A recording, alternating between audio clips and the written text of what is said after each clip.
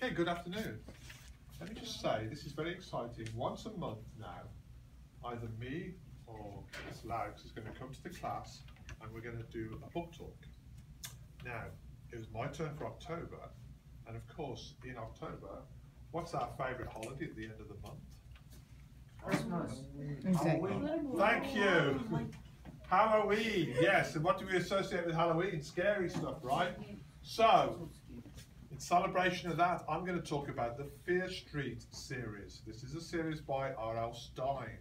Who remembers what R.L. Stine wrote when you were in elementary school? Good. Excellent. Make it a movie. Yes. Goosebumps. Now, he wrote Goosebumps for elementary kids. He did this series, and he wrote, there's about 50 books in this series, and they're called the Fear Street series. And they're for high school and middle schoolers. So, they can touch upon subjects that are a little bit more edgy than elementary. More blood, more murder, more gore. In other words, more exciting. So, and the great thing is, like I said, he wrote about 50 of these. He stopped writing them actually, I think in 2005, but he's just started writing them again, so they're coming back out, they're so popular. And let me just say, by the way, I'll just say this, Mrs. Parker, a teacher in 7th grade, has read every single one of them. Even I can't say that. And we've got about 40 or 50 of these books. And why I'm doing these is because after I do this talk, if you want one, there's plenty to go around, rather than do one book where everybody wants that book and we haven't got any copies.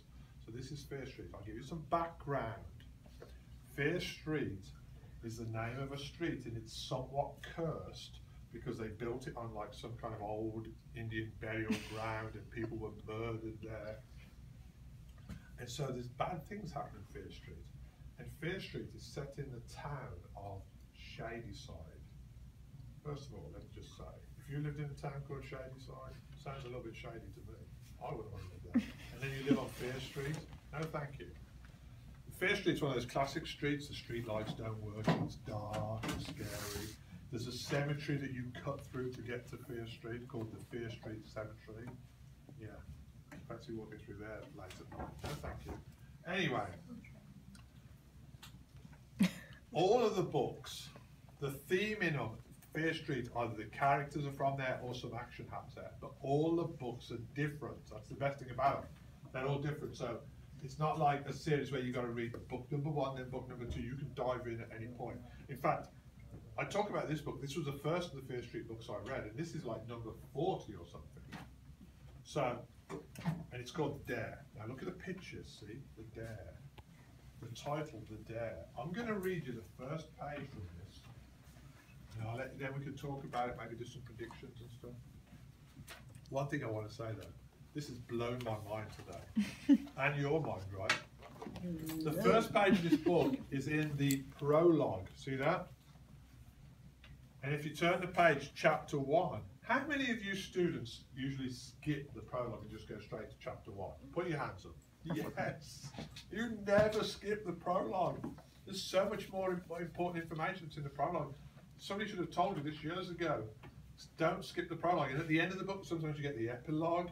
That tells you stuff about characters and stuff after the story ends. You know when you finish the book and you think, oh, I wonder what happened to Freddie. Well, you read the epilogue, sometimes it will tell you. So, don't skip the prologue. I'm going to read the first page of this, and I'm going to give this book to who wants it. So you can actually see this as I read it. So I printed it out on a piece of paper. And remember, it's called The Dare. And it's about a girl called Joanna Wise. She's a good girl, goes to the high school, doesn't have many friends, she's quiet, does her homework. This is the first page of the book.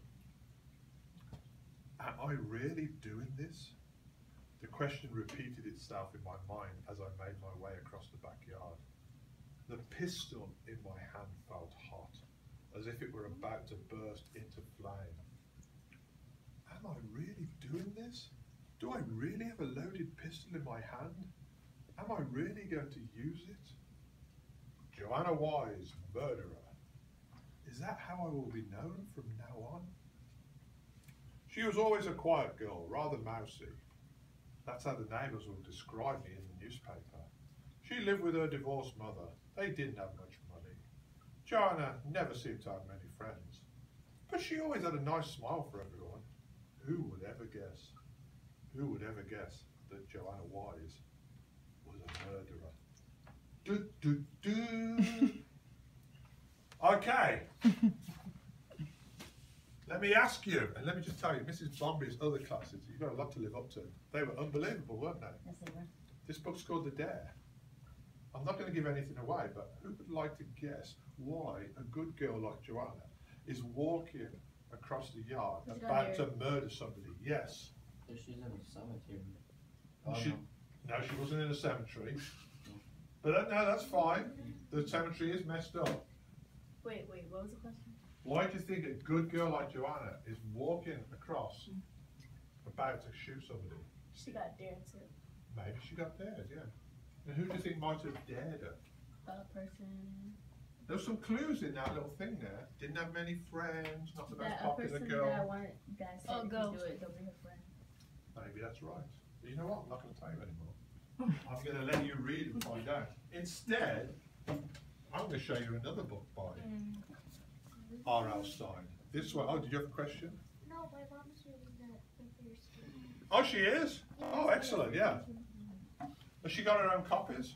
No, she got it from the Miller Channel. Oh, excellent. Okay, this one's called Double Days. And again, Double Days. Look on the back here. What do you see? Come on, describe it to the rest of the class. There's 2 girls and 1 boy. Okay, what's the one girl looking like? So, Well, I don't know. You tell me. well, that. Is there a problem in the picture, would you say? Yeah. What's the problem? That one was jealous. And this one. Yeah, there's like a real handsome boy with his arm around a girl. There's another girl in the background looking like really jealous. He's probably his And the 2 girls, do they What look? did you eat, Do the man? 2 girls look alike? or he's probably shooting her. That's The it, correct that's answer her is, do the twins. 2 girls look alike? Or Yes, thank you. That's why, because they are twins. excellent. Yeah, they're twins. Or like- That's Anyway, let me nice. tell you about this book. Bobby is the main character. He's a good-looking guy. You know, the book starts off, he's like the most popular kid in the school. All the girls like him. He's in the school rock band. He plays guitar. He's super cool. And his goal at the beginning of the book is to go out with every cheerleader. And the book kind of starts off, he goes out with the last of the cheerleaders. You know, she's all over him, loves him. He goes, oh yeah, I'll call you. Never does. And the next day he goes to school and he's got this friend like Tony who hero worships him. So the next day Tony goes, oh, did you go out with the cheerleader? He goes, yeah, well done, high five, you're the best, Bobby, you're my hero. Anyway, Tony says to him, why don't you go out with those 2 twins? You know, the twins from Fear Street. The ones that keep themselves to themselves, you know, don't talk to anybody. Yeah, beautiful, really pretty, just came to the school, live on Fear Street. So Bobby says, not only am I going to go out with them, I'm going to go out with them at the same time. How does See, it? I told Exactly, how does he do that? Side girl. How does he do that? Read the book and you'll find out. So he's got these 2 twins he's going out with at the same time. He's telling one, oh, you know what, you're the one I really love, I'm going to dump your sister, don't worry. And then he's telling the other one, oh, you're the one I really love, I'm going to dump that sister. Well, why they even? Never mind. Yes, why are they putting up with it? They're identical twins. So how he know he was telling? Ah, yeah, how does he know? How they gonna catch up? Well, anyway, I'm going to, if I can find it, read you a quick clip from this. Again, oh, somebody want this? Me. Let me find the picture. Where did I put Double Dare? The book. Oh, is it here? Okay. Hang on, where's my book? It's over there, it's on the left. Really? What did I do with it? Oh, well, whatever. How did you? Yeah, I know. I can play back the Oh, video. here it is. Da-da-da. Do-do-do. Okay, I'll find you the section. It's about halfway through the book. Actually, maybe not quite halfway through. Well, don't give away the farm. Here it is, right? Which one? I won't give everything away, trust me.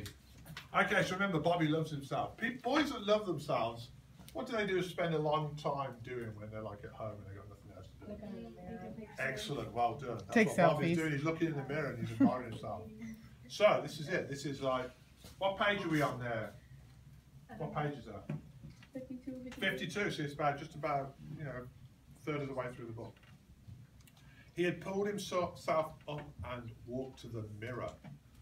Brushing his blonde hair, he studied his face, his smile. He liked what he saw. You like some stuff. The phone on the desk rang, interrupting his admiration session.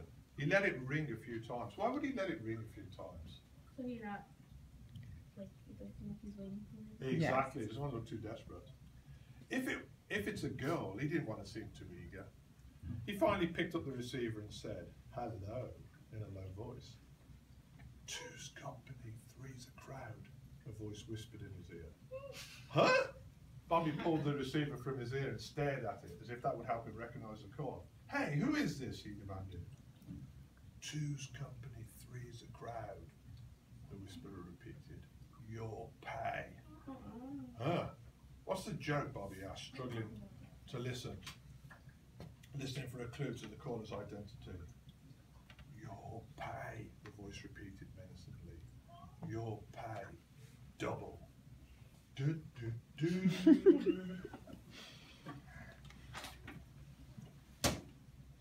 Okay. I